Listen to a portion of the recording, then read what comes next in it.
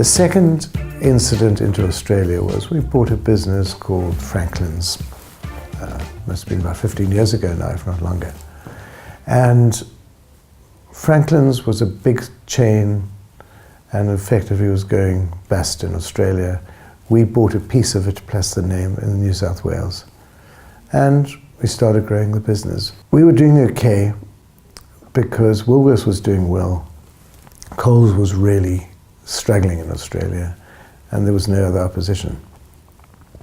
What our management team at the time chose to ignore was that Aldi was setting up a shop in Sydney and started putting stores virtually next door to all of our stores.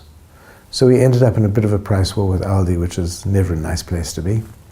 At the same time, Coles got themselves reorganized. So we found ourselves in a huge squeeze, competitive squeeze, with the two bigger guys fighting each other and us being squeezed between Aldi and the big supermarkets.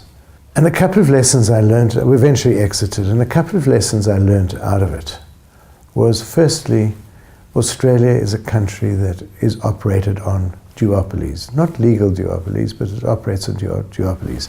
It's not a big enough country to really have broad competition. And unless you are number one or number two in virtually any industry, it's going to be really tough.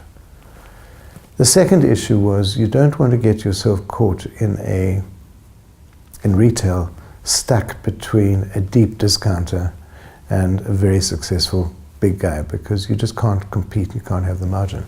And we were limited to an area, we didn't move outside a particular area. So if we'd listened to my father's advice of the early 60s when he jumped Pick and Pay from Cape Town initially into Port Elizabeth and then into Johannesburg to be able to compete against the Checkers and OK in the day, we would probably have been okay in Australia, but we limited ourselves to New South Wales, which was a part of the country which wasn't growing. It wasn't getting big economic growth. It was over competitive, and we didn't jump into the areas where the growth was happening and to take the battle to somebody else.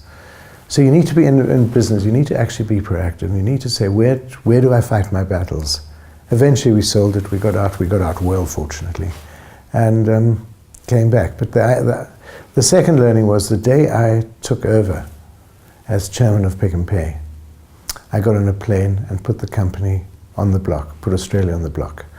You know, my father wasn't happy with me at the time. I think the board said, what are you doing? But we were running out of cash here.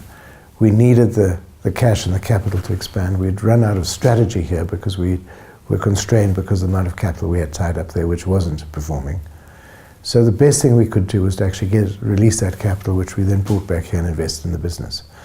So I think the other lesson there was get out in time. Don't wait for too long if something's causing problems or you think you're going to keep getting it right. And I've learned that over the years.